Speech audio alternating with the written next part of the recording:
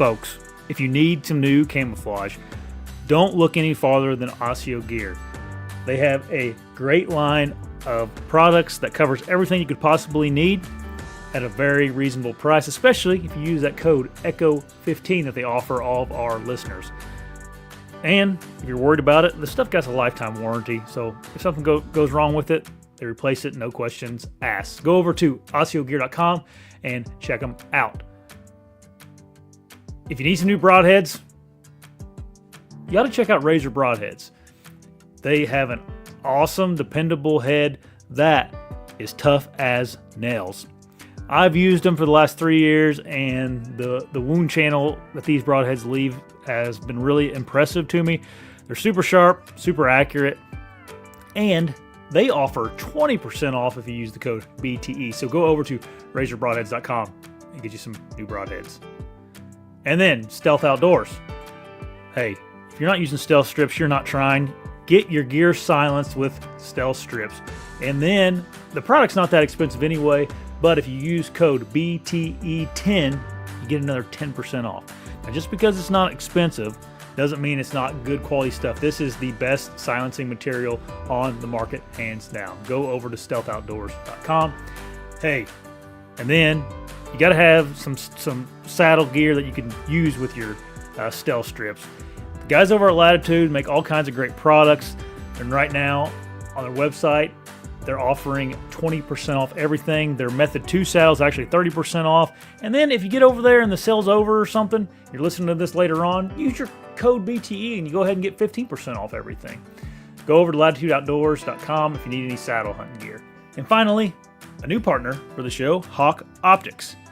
Listen, if you're in the market and you need some new optics, these guys offer a great product at an affordable price. They're also offering everybody 15% off if you use the code BTE.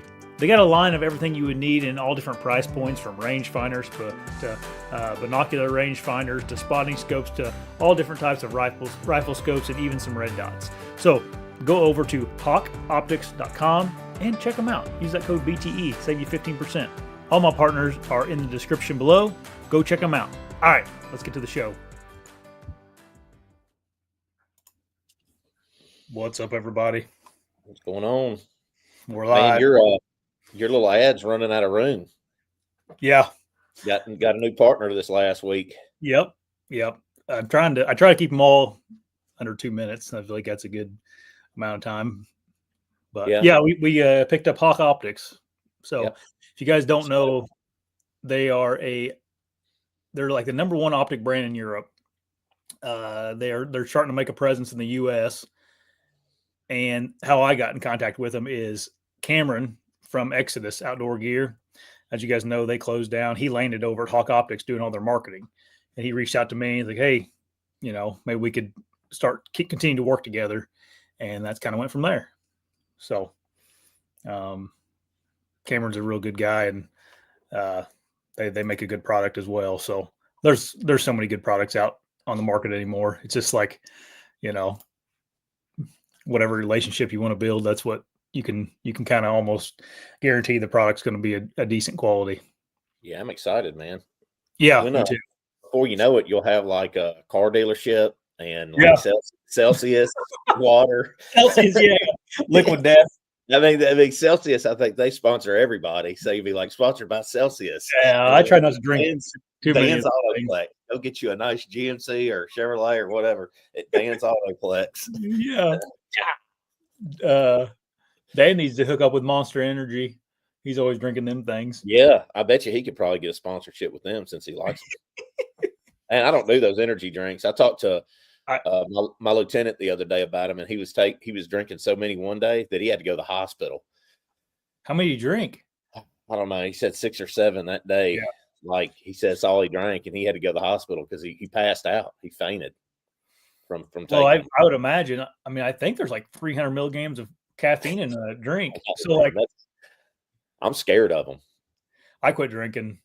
I drink coffee. I'll drink coffee whenever. But yeah. Oh, I know. You like your coffee. I like coffee. I drink 1 in the morning. I'm up to 2 now. So that's about all I can do. If I drink any more, man, I start feeling weird. I know. I'll drink one in the morning, and a lot of times I'll have like a half cup after that, Mhm. but I can't hardly finish my second cup usually. Now then, Right. like 3 o'clock, a lot of times I'll have another cup. Yep. Like right now, I got up at about 5:20 this morning, so this is I'm a little farther along in the day than I usually am. But yeah, right now I was like, I'm just going to have a cup of coffee on the show today, and that'll be my afternoon cup. Yeah. I used to drink energy drinks, not like that. I mean, I would have one, maybe an average of 4 or 5 a week, but yeah, I quit drinking them Might be something I need to try at least one time, and if I have a panic attack, then I know, like, all right, we're not doing this again. They make you feel different. I mean, I don't know. My uncle, he's a truck driver, and he was telling me, he's like, I stopped and got me one of them C4s. He kept saying, I got a C4. And he goes, it made my whole body tingle. And he said, I didn't like that. Those truck drivers used to do those no-dos all the time, but you could get it there before they made them illegal back in the 90s. There was a Fedra, and I used to take it when I was bodybuilding and stuff. Like when it was legal till about 2004, 2005. What was it for bodybuilding? Just fat burner. But I used to drink these drinks before I'd go in the gym called Speed Stacks. They still make them, but they're not a Fedra anymore. Oh boy, those things were awesome. Like you talk about the most awesome workouts you'll ever have. Those things just jacked me up. Dude, the early 2000s was like prime supplement era. Yeah, and then the FDA had to come in and close it down. You want to say prime, or it was like there was some weird stuff, man.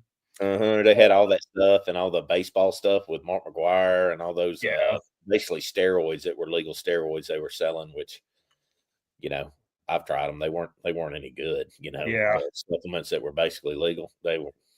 Yeah, all that was happening. Mm-hmm.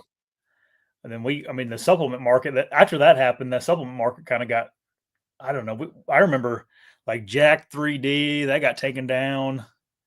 Yeah, those pre-workouts, they started looking at them. Yeah. Well, those supplement companies, they're not really bound by the FDA. So there's no standards in those supplement companies.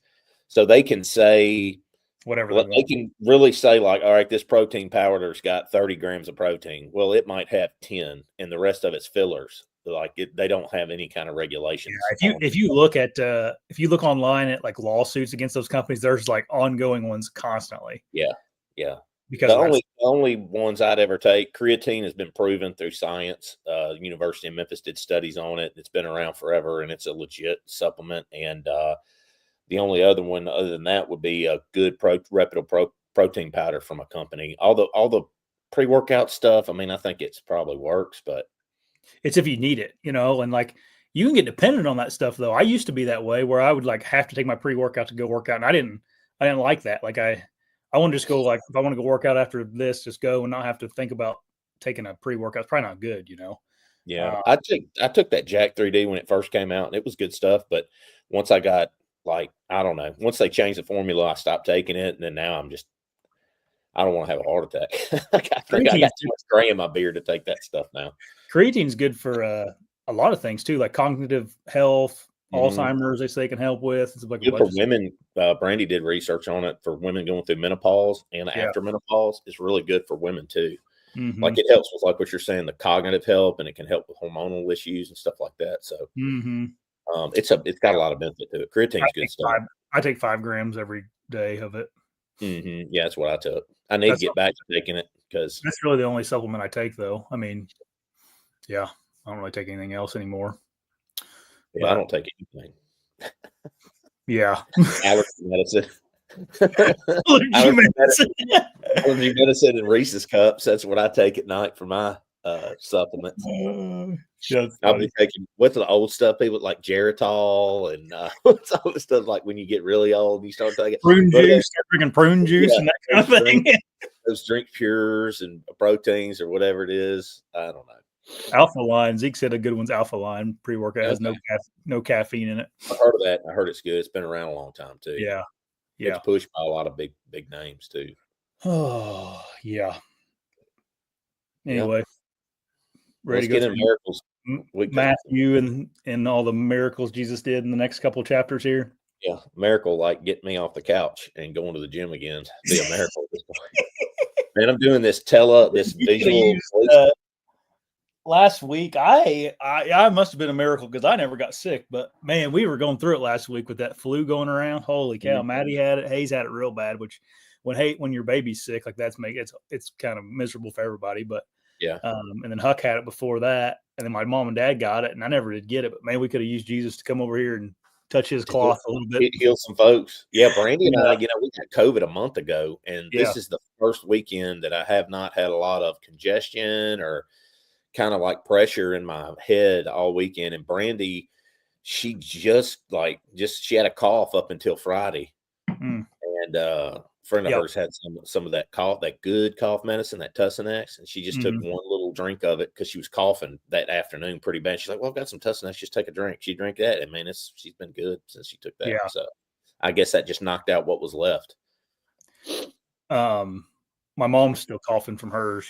This morning we're in church. I heard her cough a couple times, but COVID takes forever to get out of your system. I mean, it's like, you start feeling better. For me, I started feeling better about 5 days, but it just like lingers, just this, I don't know, like gooey congestion that won't go away. That COVID, I wish we could prosecute those suckers. Those folks that got pardoned and, maybe we, keep the government from ever doing that again. It's horrible, man. Crazy. We'll let God deal with them. Yeah. We'll just get updates from social media and get frustrated with it. Yeah, we'll find out Doge will fix the problem. Okay. Speaking of miracles, Doge.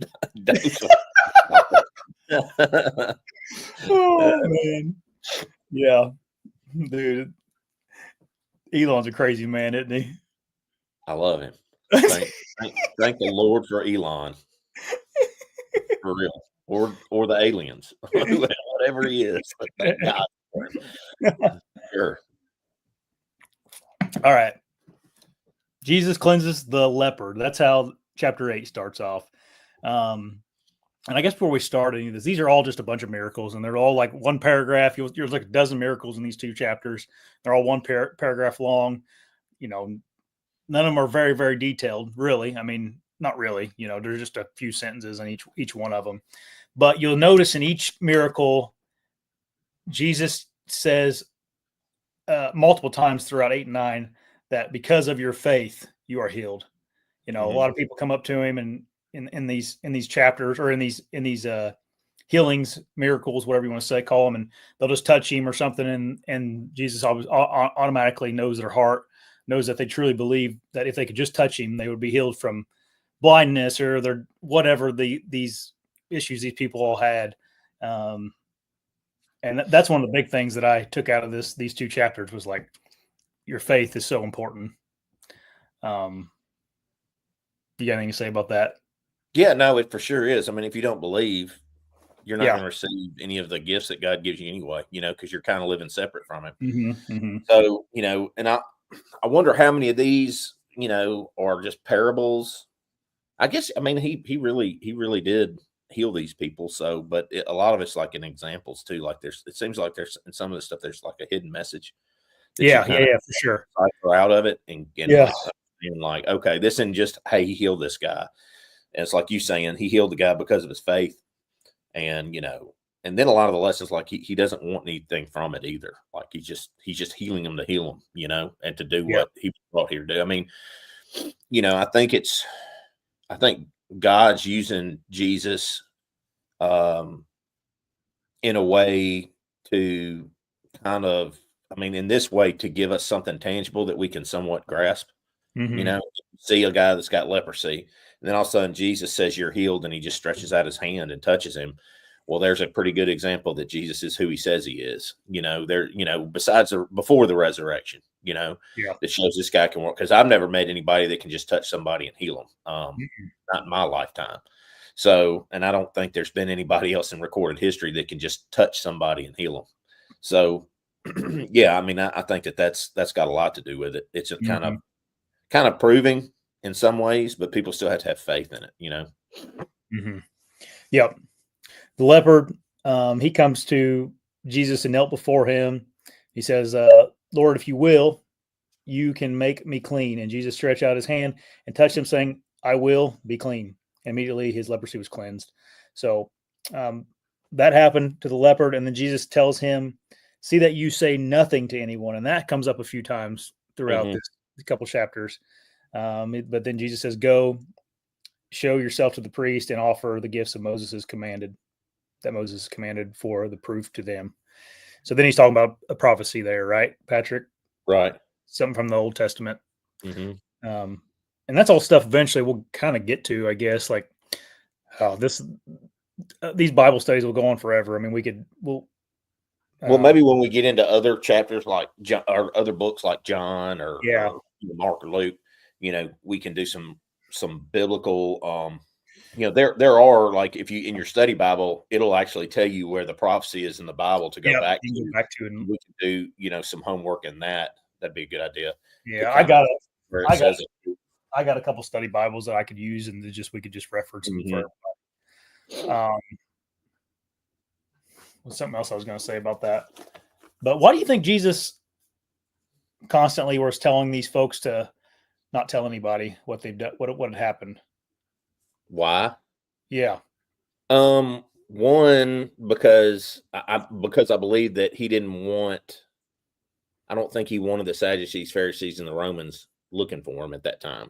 And there was a plan to all this. So I think at that time he didn't want to be revealed to the authorities, because they would have probably done what they did a lot sooner had they known he was doing the things that he was doing and had witnessed them. Like, they kind of started getting wind of it towards, his death. And, then they took him in and that's a lot of the reason why they did that. They thought he was a demon or the devil. They thought that, heresy, that he, no one can claim to be God but God. And so that was a lot of the reason. So I think some of it was trying to continue to hide who he was because he wasn't ready to reveal his purpose yet. And I think some of it's because he's also been an example, like it said. Remember when you gave Sawyer that bow, you quoted Matthew where you don't do anything. Was it Matthew 5 something? I think is what we read it not a couple of weeks ago, where you don't tell people about your good deeds. You do them in private. Because God's really the only one that needs to see that. And if you do them in public, you're kind of doing it for adoration and not because of what, God, tells us to do. So I think that's probably the reason why he doesn't want people to know. I think it's a twofold. I think it's equal on both sides. I think he doesn't want anybody just as much because of the possible persecution and the plan, because there's a plan to what he's doing. And then B, because he's trying to be an example that you just heal people just to do it because it's the right thing to do. And not because you want all these people to come and, bow down at your feet, which they would have done back in the day, because they would have probably believed he's the Messiah some people would have believed he's the Messiah just based on this alone back then. And they kind of needed to see him go through his full transformation all the way to this death and resurrection before, he could fulfill. Because to be honest, I'll be honest, I wouldn't believe anything in the Bible if it weren't for Jesus Christ's death and resurrection. His death and resurrection make the whole Bible true. You know what I mean? I would believe in a God, and I would look to him in several religions and see which one fit the best. But I would have a feeling like, okay, that Judaism is just as legit, because I'm not Jewish. I don't believe in Judaism. I believe that, it's half true because it does deal with the Old Testament, but I don't believe it's the truth. You go to the Muslims who believe in Allah, which is God, and how they believe going through works. Well, that kind of makes sense on a human level. If you sit here and you do a good job at your work and you show up on time, you'll get promoted and you'll make more money and you'll get rewards. So the Islam makes sense from a standpoint. If you're a religionless person, I'm saying.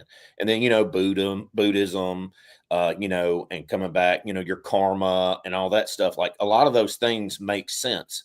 The only one that doesn't to me is atheism, because we all come from something created this. So the only thing that makes any of this real is Jesus's death and resurrection. And he showed that what he says to me, I take what he says seriously, and I choose to put my trust in him because he died and resurrected as he said he would. So because he did that, I believe everything he said about the Bible, which makes the Old Testament real and reliable to me too. Does that make sense? Like it 100%. wouldn't be any different from any other religion if it weren't for Christ. And I think too, not to get too much in the weeds here, but I think that's something that if you're wondering like why Christianity, like think of it from that way. Like what differentiates all the other religions from one another? And which one has the biggest difference from the other religions? And it's Jesus and the proof of Jesus historically. And when you look at it that way, it's like the other ones just don't even. I just can't even comprehend any of those being on any of the level that Christianity is as far as reliability. That makes sense. Yep. Yeah, 100%.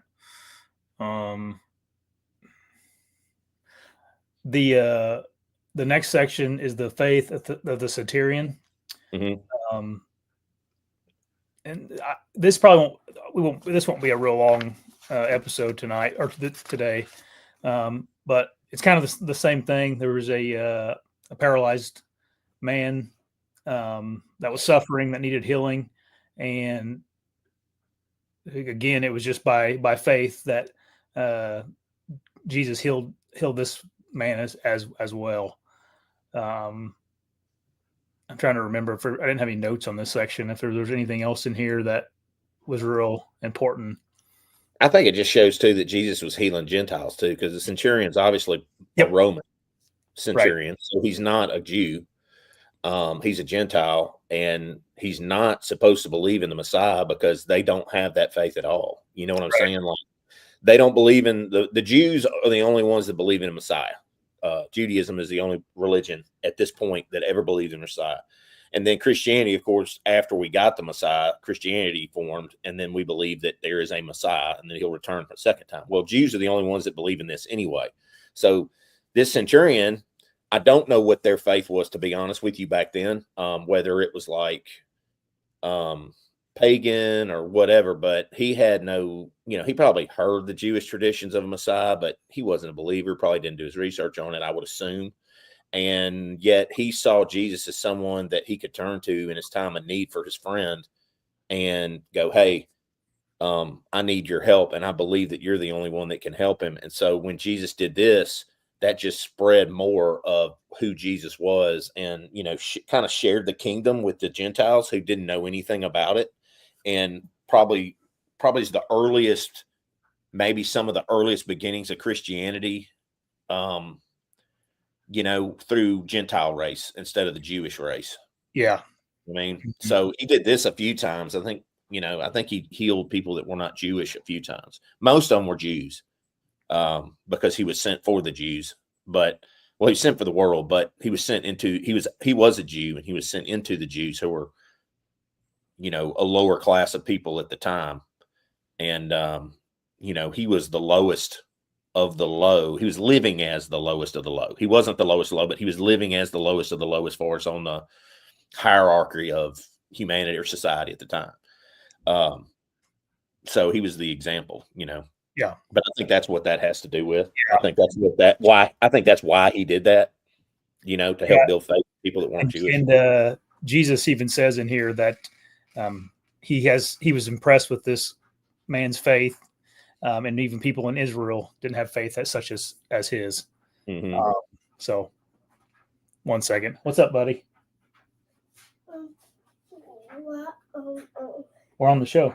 What do you need?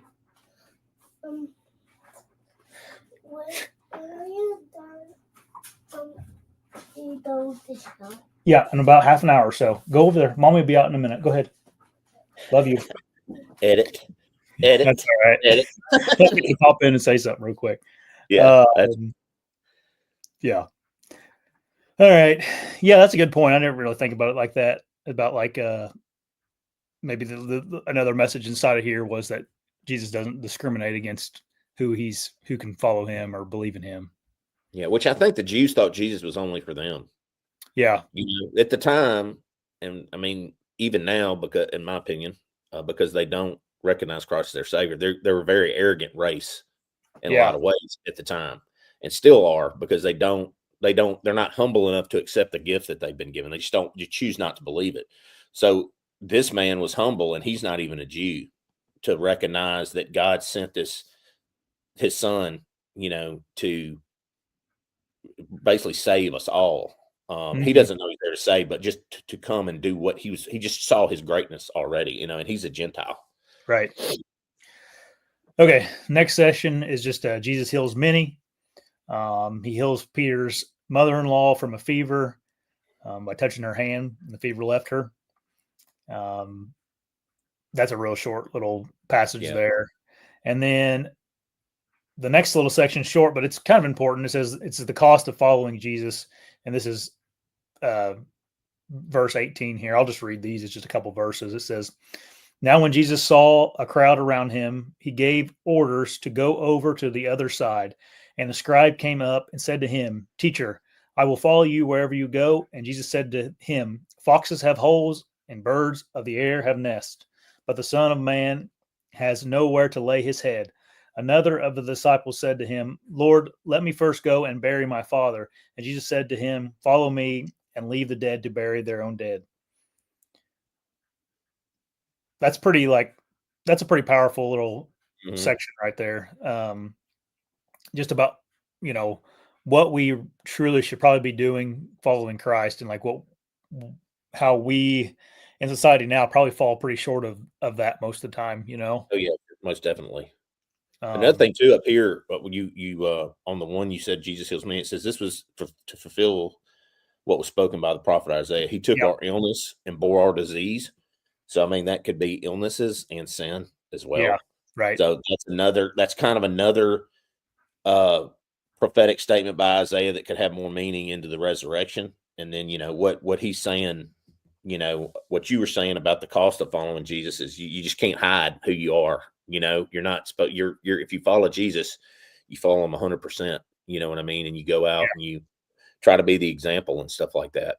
yeah, yeah, and like no matter like how good of a Christian you are or how hard you try to follow Jesus, it's like Zeke just said, like would anybody like not go to their dad's funeral because Jesus told you to follow him? Yeah. And It's I wonder what he means there with the dead burying their own dead. I wonder if he means people that will not follow Jesus. You yeah, just got to leave them. Like some people, you just have to leave because they aren't going to further the kingdom. They don't want to, and they never will. You know what I mean? right. Like there's you don't. Well, isn't there a Bible saying where you don't put your seeds into unfertile ground? You Yep. don't plant seeds in unfertile ground. I Yep. wonder if that's what he means by that. Follow me and leave the dead to bury their own dead. I wonder if he means the dead like dead in Christ, like dead forever, not the living who are going to go on with him after his resurrection. Yeah, that might be. I wonder if there's more to that. Yeah, I'm almost certain that's probably what he's talking about, um, right there. But man, it is like I have some people that I've talked to about Jesus that's like you might as well be talking to a brick wall about it. Like you couldn't say anything to them to, Yeah, you know, for them yeah. to even like pay attention to you, even, hardly, or give you a chance with it. And that's tough, man. That's a tough, like I haven't been put that in that scenario very many times in my life, but whenever it does happen, it's like you realize how you feel pretty inadequate as a Christian whenever that happens and you just can't get through to someone. And it's probably Yeah. nothing you're doing wrong or anything. It's just like it says in here, some people just, you know, Some people are blind. yeah, They're going to remain blind because they don't choose to see. So, right. I And I mean, guess you just have to pray that Jesus speaks to them somehow, hmm yeah, there's a lot of people. I mean, if you watch some of these guys that go out on the street preach, and most of them, and I don't know why they do it. They go to the gay pride things because there's so many. I guess that's just a den of sin, and a lot of people that don't believe. Yeah. Or it's But an easy way to get clicks on the internet. that's probably a lot of it too. But even getting clicks, it brings people to your message, and Yeah. people that might be attracted to you. But when they do that stuff, a lot of people just are angry, and I mean, they are just not hearing it, man. And that's the kind of person you just got to let them. You got to leave them to die and move on to the next because there's a lot of other people that can use the message. Just you don't want to spend your time on dead people. I Yeah. think too. If they're dead, they're dead. You can't make them. And now, God will deal with them. Jesus will reveal himself to them when he does, but sometimes we just can't do it. And I think that's another lesson. You just kind of got to leave it to the power of prayer and move on. If it's someone that's important to you, it makes it that much harder. But Yeah. Not everybody's going to inherit the kingdom of heaven. Yeah. It doesn't mean they're a bad person or anything either. It's just like, I don't know. It just Well, doesn't click. I was looking this morning because the pastor I was watching on TV this morning, Cliff was talking about Christopher Reeve, Superman. Yeah. And so, and how his wife said something to him. Well, Christopher Reeve did a lot of great things. His organization and stuff like that, his wife raised good kids, but he didn't believe. You know what I mean? Yeah. It's sad. He was a hero of mine growing up. I love watching Superman. Yeah. He's not a Christian. He believed in universal Unitarianism, I think is what it was, which just means that you believe in a higher power, being good to people, all the simple stuff, but there's not really a relationship there with the creator. So, you got to look at sometimes people that do great things, they're separate from God when they die, and that's just the way it is. It's hard for me to fathom the people that don't believe in anything. Like to think that all this happened by chance or something. It's like, that's almost more impossible than a creator, to me, in my mind. It's like, wow. So everything that happens on the earth happened down to the precise, perfect moment for things to happen, like breathe, life, blood flow, plants, leaves coming out on the trees. I mean, everything. And that just happened. That's like me taking a bunch of dust in my hand and throwing it up in the air by chance. Not even throwing it up in the air. Like me just looking at dust, and then all of a sudden it just becomes a car. Like it's just a car. It was dust, but it was still dust. So it's still something that created a car. So it's like, how do you not believe in God? How do you not believe that there is a creator that created this? There's no explanation other than somebody's hands were working to build this. Now, who God is, I've said it before, I don't know who he is. There's a good, you can, he's good. That everything he created was good. He gave us laws to live by, but like who he is, I mean, I don't know.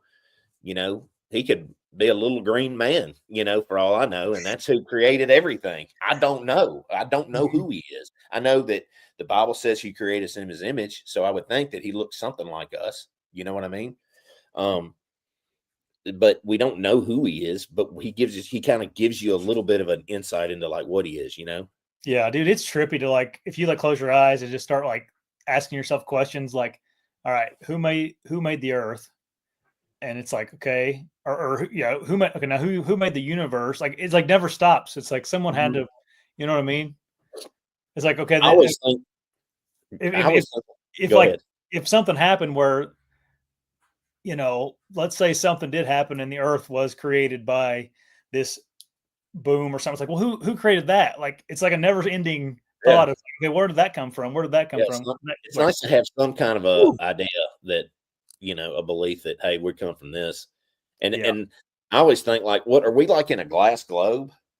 Like in all this stuff outside, the universe is just a bunch of like there's light over the top of it. And Jesus or God is like sitting there, like watching his creation that he just created go and grow, kind of like an ant farm or something like that. Like, is this what he's like? Where is he? It's just your mind can go on and on and on. So you just kind of, God's good. He loves us. As he gave us a conscience. As he gave us the law of right and wrong. And he gave us a way to live, and then a salvation from not being able to be perfect. So by his perfect design. That's kind of God in a nutshell to me. And and he's just, I mean, that's kind of it. Yeah. All right, let's keep her going here. We just read the cost of following Jesus, I think. Jesus calms the storm. This is a popular story here. Mm-hmm. Jesus is in the boat with some disciples. He's sleeping and a storm arises and everybody's kind of freaking out. I can kind of imagine the scene. And then they wake up Jesus and they want him to save him. And he says, why are you afraid, O you of little faith? Then he rose and debunked the winds and the sea. And there was a great calm. And the men marveled, saying, what sort of man is this, that even the winds and the sea obey him? I wrote down here, this is, we were talking about last week about anxiety a little bit. Mm-hmm. And just another example of like in the Bible where God says having anxiety is just not good, Mm-hmm. Well, and if you have your faith in him, you won't be anxious. Yeah. Like, I don't get anxious, and when I do have anxiety, like, man, my stomach's upset, like, I'm nauseous. That's my bugaboo, man. I get Oh, really? I hate it, but I just pray. Or if I feel really bad and I start kind of panicking in my head, I just start praying and holding on to Jesus, and it does help. I mean, for me, it makes a huge difference. If there's something that's really panicking me, but I don't really panic about much because I just have this calm and this faith that, like, no matter what. What are some things that would panic you, Patrick, if you don't mind me asking? I kind of get panicked about, like, if I can't get in touch with her sometimes, and she's like, I worry about her driving home at night sometimes when it's dark, she's by herself. Man, that's probably it. I worry a little bit about, like, cancer, maybe because my mom passed away from cancer. So I kind of worry about that a little bit. But at the end of the day, I mean, if I die of cancer, I'm going to heaven. So I don't really, what's there to worry about? Like, and I was telling, talking to a friend of mine, he's a police officer too. And, we were talking about it, and he was like, what would you be scared of going to where? I mean, if you die, you die. That's just the way God had it planned for you, And then when you die, you're dead. Nothing here makes a difference anymore. Like, I think what you said a few weeks ago about, what's his name on 3 of 7, Chad said on 3 of 7 about, like, he had that dream and, like, he didn't want to leave. That's probably what Edison, like, you probably won't care about anything on this earth. You probably won't. Like, we think we have loved ones as our guardian angels, and we might, it talks about that in the Bible, but maybe when you're just in the presence of God, you're just so in awe that nothing else matters. You're just a part of him and it's over with. So, like, yeah, it probably hurt getting shot. I would, as far as me being alive, I'd worry about my family. But at the end of the day, when I'm gone, I probably won't have much. I won't have anything to worry about. I would assume, I'll just be at peace, happy, in the presence of God. Yeah. I do have some. You talked about your wife. That is one thing a guy worries about a lot is your family and your wife or whatever. Right. Yeah. Some of my anxiety is like stupid selfish, like speaking in front of people at work, and I create these scenarios in my dang head that I'm going to screw this up or something, and I get a bunch of anxiety about it for a couple days, and it's like, gosh. I don't think, again, though, I think that's a human thing. That's not an uncommon thing to be afraid of speaking in front of people. I think that's the number one thing people are afraid of is public speaking. A lot of people say they'd rather die than go up in front of and speak in front of people. I got no problem speaking in front of people. As a matter of fact, when I was at this academy last week, every time, the instructor would ask a question, like, he'd be like, so we're doing this and this, and then this happens, what do you do? And I would answer. And then I was like, am I that guy? Am I that nerd? I had to, like, stop. I'm going to be quiet for a minute. And then he asked a question, but he went to ask it, and I answered it, and he was wanting the girl behind me to answer it. And then he's like, yeah, you're right. But okay, let me give you another question. Don't answer this. And I was like, dang, I'm that guy. Just because nobody's wanting, a lot of people won't even say anything. You think about it. Especially adults. Yeah. They're just like, how many times have you had a bunch of adults in a room and you have a public speaker and he's asking for input on what he's saying, right? And nobody will say anything. It's like, he's asking us a freaking question. At least say something. People mumble like, And I'm like, yes, no, it's this, and I'm like, all right, I guess I'm that guy.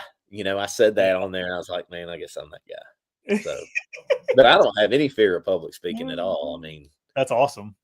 Yeah, I probably look like an idiot half the time when I talk, but you don't care. I don't know it, so it doesn't bother me. Yeah.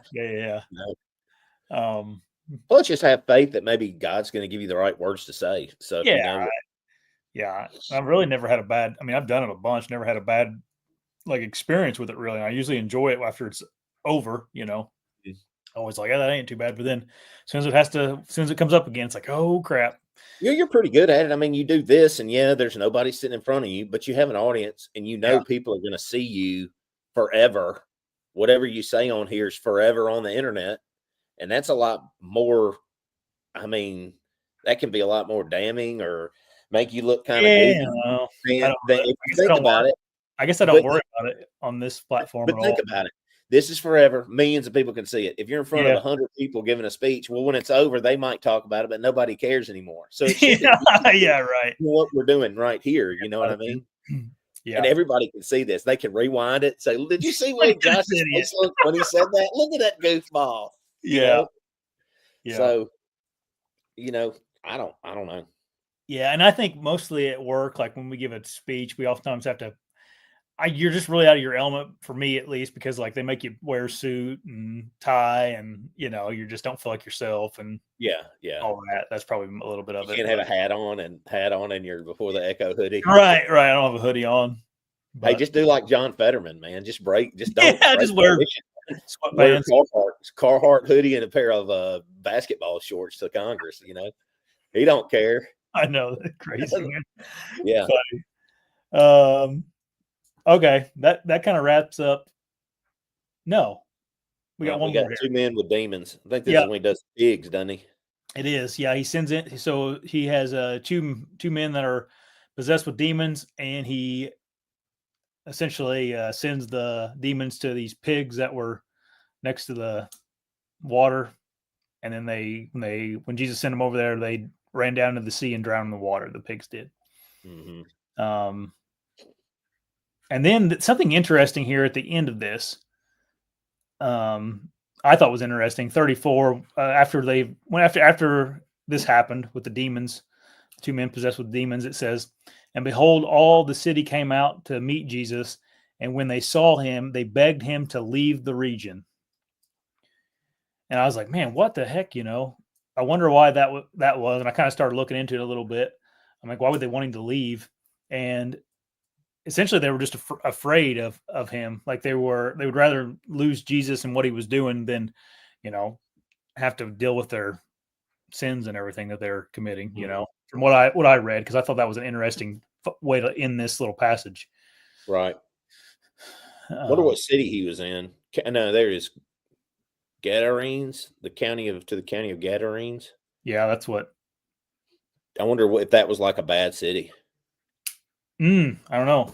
I could look it up. I always sit here and we like ponder these things, and I'm like, I could just Google it right here while we're on. And you think demons might be just something. I mean, I see people, as a police officer, I've seen people that are demons. Not recently, but back when I worked in Memphis, I saw people that were demon. You kind of feel like maybe they were demon possessed, whether it was drugs or whether it was just craziness or whatever in the way they were acting. Yeah. Gadarenes are just people that live around the city of Gadara. Okay. Yeah, and it says it's popular for the exorcism of the demons possessed men and the pigs. So that's not really like Sodom and Gomorrah. It doesn't have a reputation like that. Like it's a bad From what I had read about, at least it doesn't say here, but from what I read about this last chapter, is it's just making a point that most people would rather not know Jesus than to have to deal with what it requires to follow. Requires to follow him, yeah. Mm-hmm. Giving up their old life to have a new one.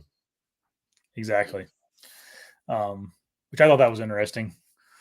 Oh, man, it's crazy when you start reading the Bible, just these little sentences that make you think so hard about things. And yeah, well, it's good. I mean, that's kind of cool. Like us doing this Bible study, and I've read Matthew once and started on it twice, and then we decided to do this, and I was kind of in the middle of it. I was in 8 or 9. And so we started doing this, but it's kind of cool to sit here and talk about it with you and get me into thinking like about other stuff that I missed the first time. Yeah. I was just reading it and really kind of understanding where they were at the time, the context and stuff like that. Like you don't do that when you just read it unless you're a really, really like, I don't know, person that, is very inquisitive on stuff. I just read it to read it. And then you read the gospel 4 times basically through, through the 4 different books from different perspectives.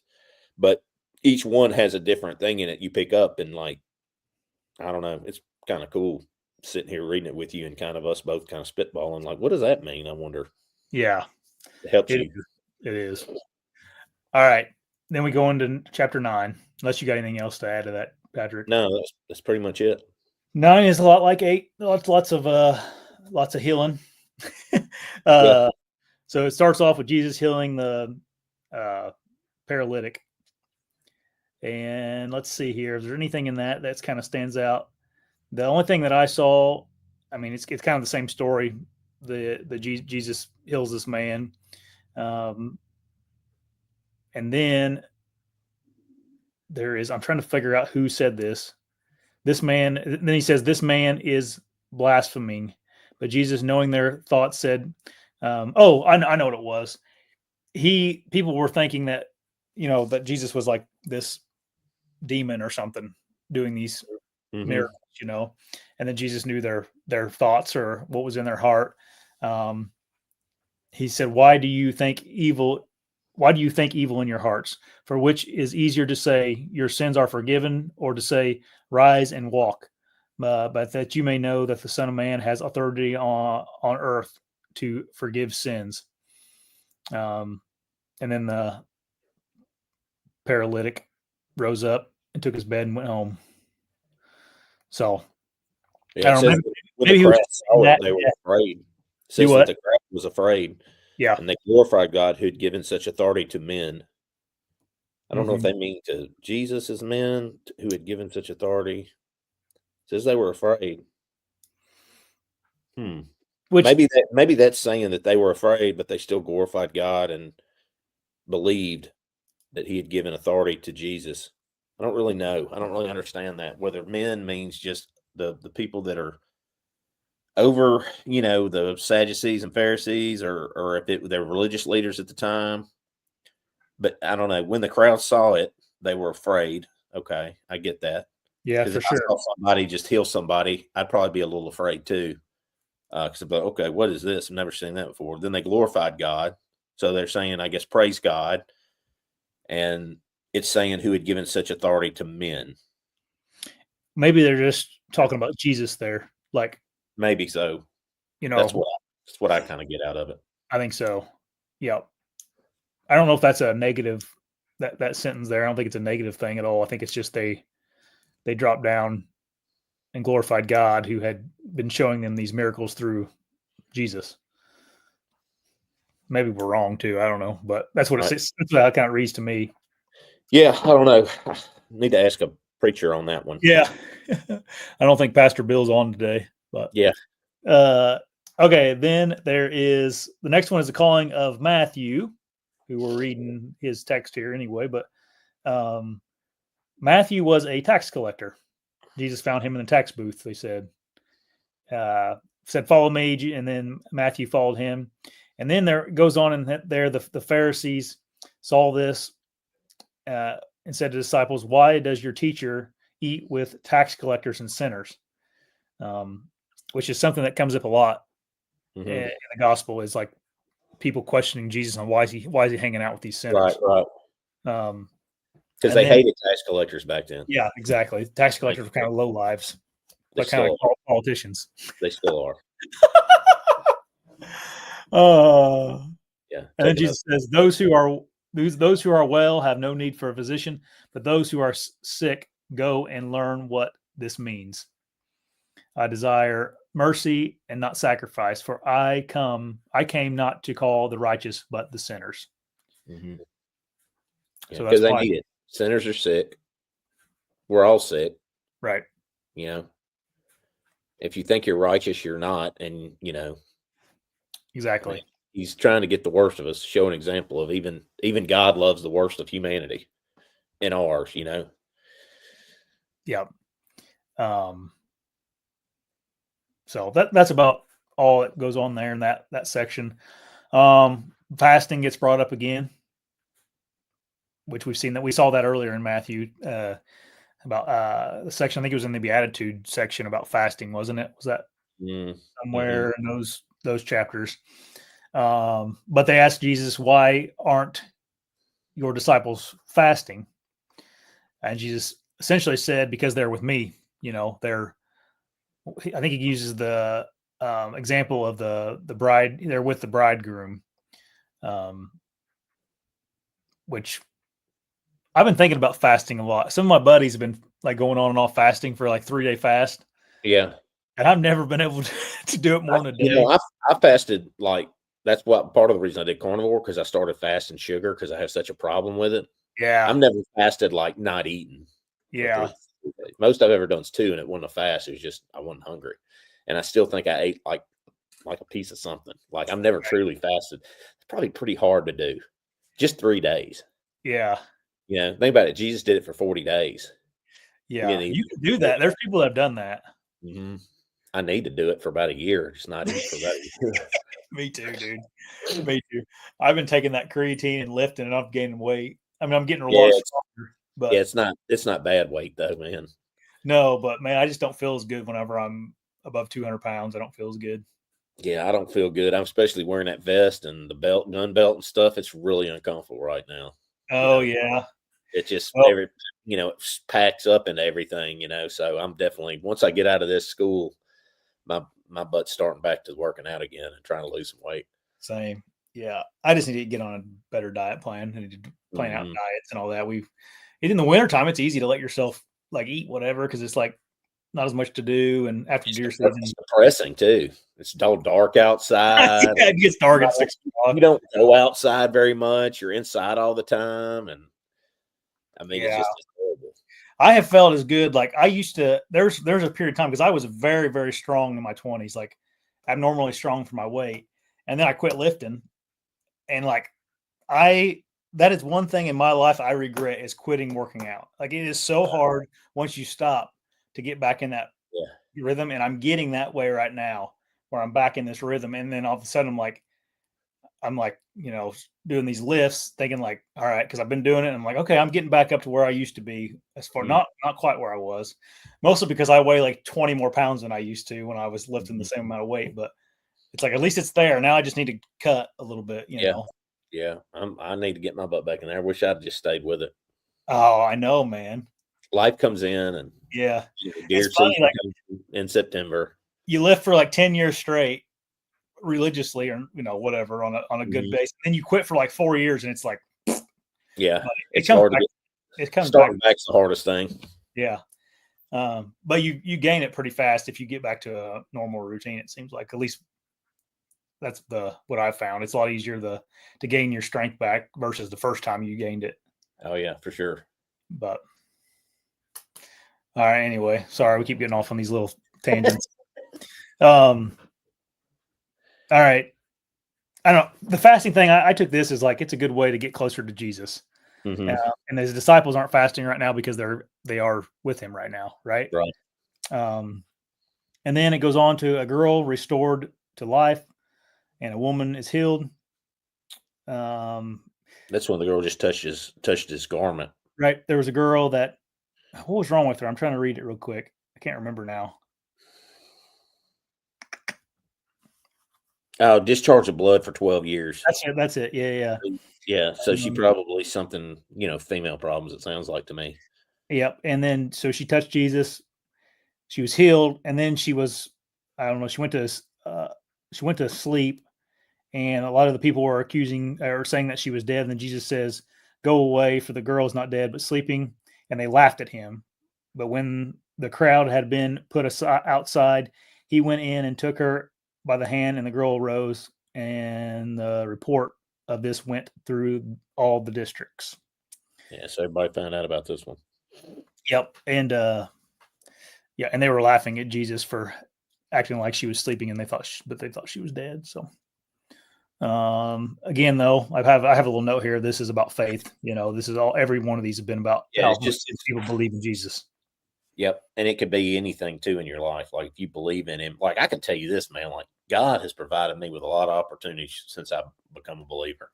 Yeah. I haven't asked, but I always put my faith in whatever comes in front of me. I feel like with when I got on the police department originally in 2009, that was faith that I had, and he gave me that opportunity. I just become a Christian too, not long before that. And then, throughout my career, and then, meeting my wife, and then, leaving the police department was something I prayed on, being pretty successful in my landscaping business. And then as I was kind of getting burnt out on it, I opened up another opportunity to get back into law enforcement, and, just the benefits that are there. I think that just like he knows what you need when you need it. And if you just put your faith in him, he's going to provide for you. It just shows that if you're following Jesus, or you're trying to follow, then he'll do good things. It's not always going to do good. I mean, there's bad things are going to happen. I mean, yeah, bad things always happen, but I think that he there's a lot of things that he just kind of just does for you. He rewards you by, I think he gives you opportunity and things like that. I mean, I just feel like he's just been good to me. So I try yeah. to do the same for him. I try to glorify him and his kingdom, to repay him, That's even right. though, just to do the best I can for him. Yeah. And it's not like a magic trick or anything. Like, if you're a Christian and you're doing these things Jesus wants you to do, like, you are a person that people want to be around. You're a person that people want to give opportunities to. You know what I mean? Like, that's not I don't think that's a coincidence that oftentimes you feel like whenever you're following Jesus the best you can, that good things happen to you. It's like, well, you're being a good person. Right.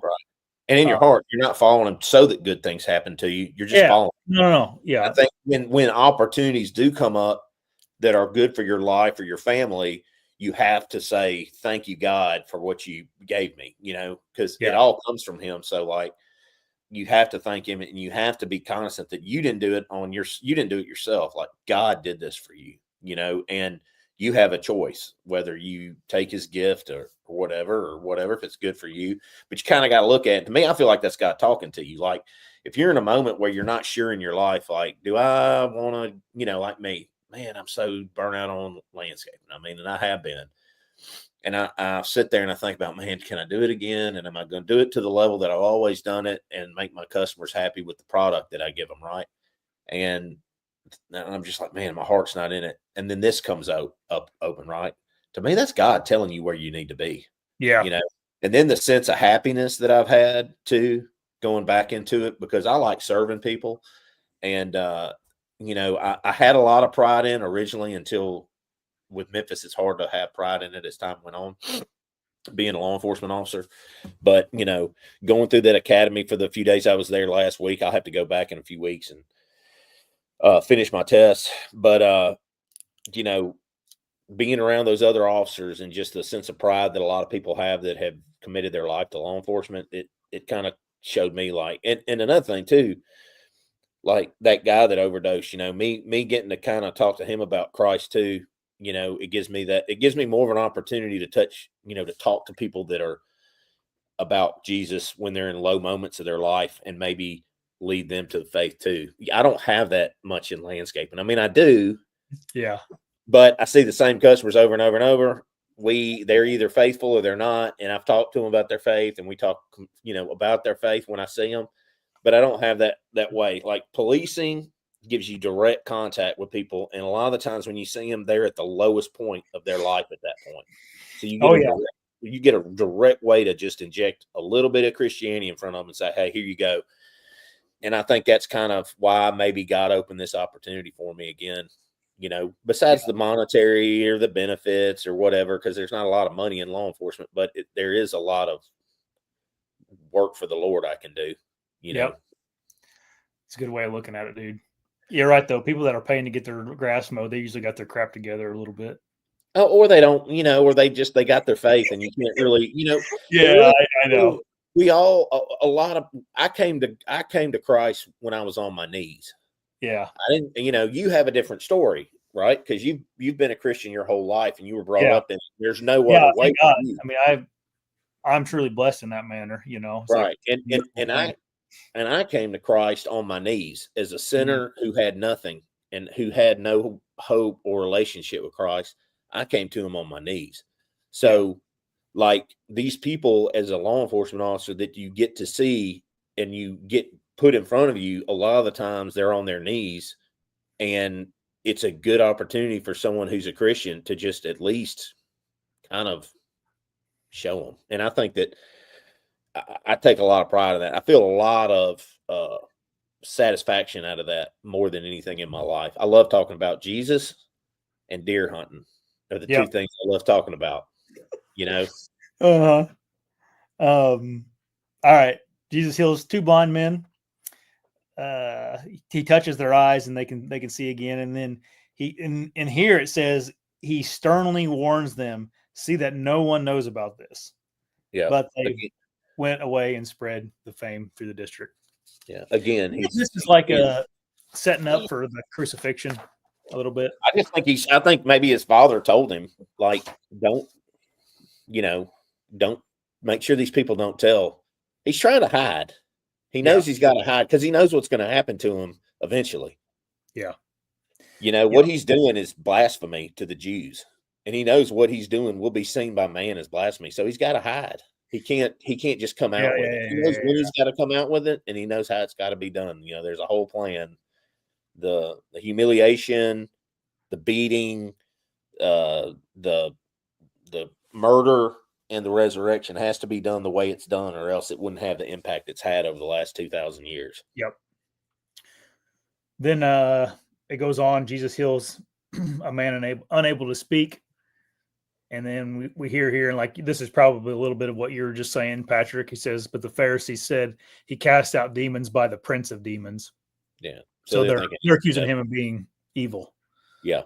I got a note here about, is this setting up for the crucifixion? Which I think it is, Yeah, I think so. I think he's just, he knows what people will think, because the Pharisees, you got to understand, Pharisees don't have faith in what they see. They're works. Right. Remember, Judaism was about works. Mm-hmm. It's works. If you do this, you'll go to heaven. If you do this, you go to heaven. All these rituals and stuff like that. Just like Islam is about works. Christianity is not about works. There's nothing you can do to earn it. It's a free gift. And so right now they're looking at this and they're like, whoa, what is he doing? Nobody has the power of God to do this. So he's got to be a demon, All right. Now the final kind of wrap up of 9 here is the harvest is plenty, laborers are few. So it ends here with, it says, then he said to the disciples, the harvest is plenty, but the laborers are few. Therefore, pray earnestly to the Lord for the harvest to send out laborers into his harvest. And that's kind of sums up Christianity pretty good. It's like not enough people spread the word, I think. Like I bet if you took a survey of 100 Christians, I bet 95% of them have never went out and tried to spread the word because they're, you're too embarrassed or you're too, what I mean? You go to church. Yeah. Or I don't want to. You're not sure what you're talking about, or you've never read the Gospels. Yeah. I would like to know how many.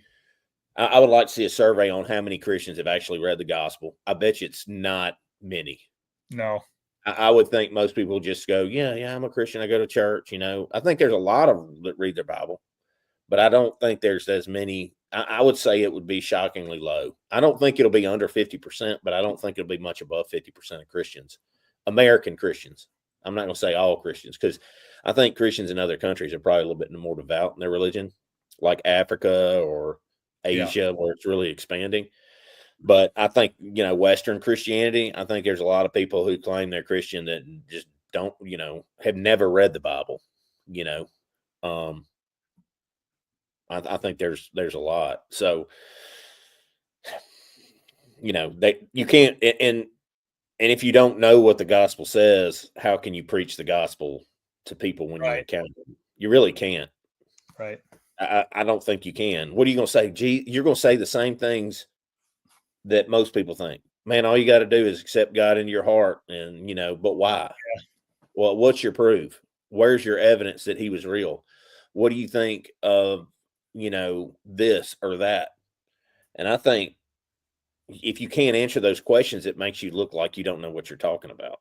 Right. It kind of almost justifies their thoughts too. And I think it's better that those Christians that don't read the Bible don't try to harvest, because you're kind of a poor example.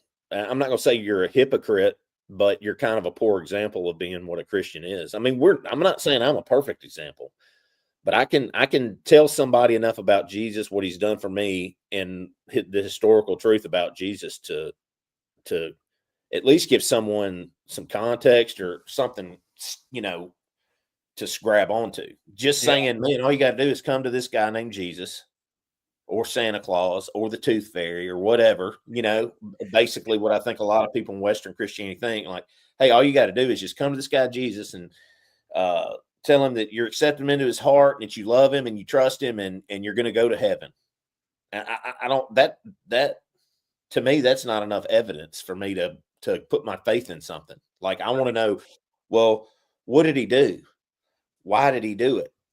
Why do you believe? What is the proof that he was the son of God? You know, how do you know that man didn't write that? You know, all those questions you get from a non-believer, you got to be able to answer those as a Christian. Otherwise, you're going to look like you don't know what the heck you're talking about. You know what I mean? So I think that also another thing, I think those Christians, also the people that claim Christianity, and I don't know, they could be just as much of a Christian as me and you, right? Yeah. They could be just as saved as you and I. I'm not saying they're not. I'm not saying that, but I'm saying that I believe that the whole reason that you and I are here post the resurrection is to spread the good news about Christ and the gospel. I think that's the only reason we're here on earth, and to love God. And other than that, I don't think any of the other crap we do matters as far as good, right? Yeah. I don't think how much money we make matters. I don't think what we drive matters. I don't think how many big bucks we kill matter. I don't think that, you know, how I don't think any of that matters. I think what matters is how you treat others, how you spread the gospel, and that you love God. And if you do those things, I think your life will be enriched just because you're pleasing to him, right? Mm-hmm. And I think if you don't know about your Bible, you can't do one of the most important things we're put here on earth to do. You know? Yeah. Yeah, it's pretty pathetic how we will spend so much time doing other things other than learning about Jesus or reading our Bible or studying it. Like, if we would spend, I've said this before on here, like the amount of time on your phone, if you look at your app mine's horrible. hours, versus if you had it in there, how many hours a week I spent studying, it'd be like compared to your, but I mean, scrolling on reels or whatever. Yeah. And I mean, I think we do spend a lot of time, and there's a lot of distractions in this world. And I'm not saying you have to read your Bible every day. It's probably a good idea to read your Bible every day. I don't do it. I have gone through spells where I do it. Then I go through spells where I don't do it and get distracted, or I got other stuff going on. That's not an excuse. It's the human part of me. But to at least hold yourself accountable to some standard to be a Christian, you need to read the gospel. Because as a Christian, it's kind of like this. Like, God commands you to come to him, right? And then go out and spread the news. So, like, are you really doing what you're commanded by Jesus if you're a follower, if you don't even know what the good news is to spread? Yeah. Right? Like, I don't know. I think that people, I don't know. I don't think you are being I don't think you're being what he intended for you to be. If you're not. And that's why, like, back in Matthew here, I'm trying to remember what chapter it was in, but when he says that the gates are narrow to heaven, it's like, man, maybe we should start reading our Bible more and being more of a Christian, At the minimum, read the Gospels. Yeah. Read every day. I mean, at the minimum, because it's really the Gospels is all that matters. Like, it's not all that matters, but it's the biggest thing that matters, right? Is what Jesus did, why he did it, who he was, and his purpose, right? And then the Bible, the Old Testament through the prophecies, just kind of back that up. And then the other parts of the Old Testament just kind of tell you who God is and what he wants from us. Mm-hmm. And then if you go past the Gospels, you have the letters to the church, which is Paul telling the church how they should act as a church, or telling them how they're acting in a wrong way that goes against Jesus to the church. And then you have the Revelation, so, I mean, those are the things. Like, it's important to know those things, because you can get, like, the letters from Paul, you can get a lot of good things about that. And it kind of gives you a guide when you're kind of like, well, I'm not sure how I'm doing here. Well, let me go and read, Corinthians or Philippians, and I can get an understanding of what Jesus wants from us, what he meant by this. But if you really want to know what's important, you just at least bare minimum know the gospel. Yeah. All four of them. Know all the four gospels. That way you can at least know the good news to tell somebody. It's like, hey, I'll sum it up real quick. I know I like to talk a lot, but I'll sum it real quick. It's like going, hey, There's a really not our listeners. There's a really good buck, and he's big. Be the best one you ever killed. Go get him. Right. Yeah. You need to say, all right, here's where he is. One. Here's the best way to get to him. And here's the guidebook on how to kill him. Yeah. You can't just say there's a really good buck, best one you ever killed. He's out there. Go get him. That's basically what you're doing when you say, hey, there's this guy named Jesus, man. You put your heart, you give him your trust, you put your faith in him, and he'll forgive you your sins and you go to heaven. There's more to it than that. Yeah. That makes sense. Great analogy for this audience. All right. Very good. Then. Let's hop off here. Next week, we'll maybe if there's going to be Sundays when we're busy, but we'll try to make this kind of a normal thing. It's good for me because the boys or Hayes is napping right now and just middle of the day kind of on a Sunday. So yeah, we can do it some nights too. I'm doing this virtual academy, but whenever we'll do it. Okay. Everybody, thanks for hopping on tonight. God bless. God bless you. Have a good week. We'll talk to you later. Bye.